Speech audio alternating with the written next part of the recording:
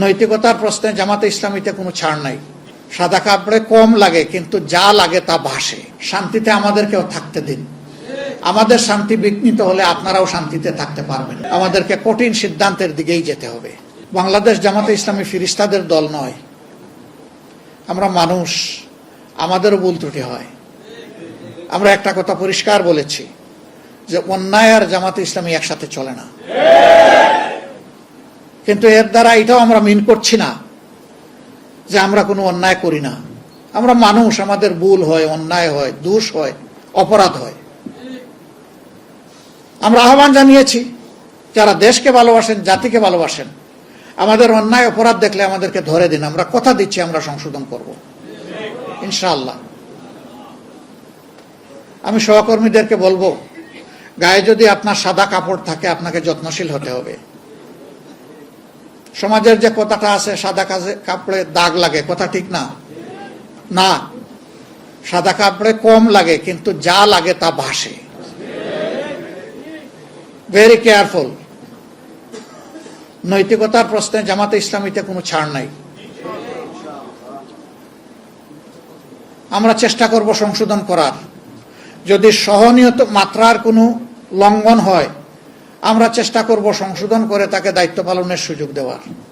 কিন্তু সেই মাত্রাটা যদি ভারী হয় তাহলে আমাদের কিছুই করার থাকবে না। আমাদেরকে কঠিন সিদ্ধান্তের দিকেই যেতে হবে। এই সিদ্ধান্তের দিকে যাওয়ার মানে হচ্ছে আমি সহ আমাদের সবাইকে সতর্ক করে দেওয়া। সাবধান, সবাই সাবধান। ভাই এবং বোনেরা, শয়তান কি আমাদেরকে ছেড়ে কথা বলবে? মানবতার সূচনা থেকেই শয়তান মানুষের ক্ষতি করার জন্য লেগেই আছে। আর যারা মুমিন মুসলমান তাদের সাথে আরো শক্তভাবে লাগে। কারণ এর বাইরে যারা আছে, যারা আল্লাহকে মানে না, আল্লাহর আইন মানতে চায় না, তাদের জন্য তো সরকারের এই শয়তানের বেশি কিছু করা লাগে না। লাগে তো যারা মানতে চায় তাদের জন্য। সুতরাং যুদ্ধটা তো শয়তানের আপনাদের সাথে, আমাদের সাথে। আমরা যারা মানতে চাই আল্লাহ তাআলাকে, এই জন্য খেয়াল রাখতে হবে নফসের দুঃখা এবং শয়তানের ওয়াসওয়াসা যেন আমাদেরকে পরাজিত করতে না পারে।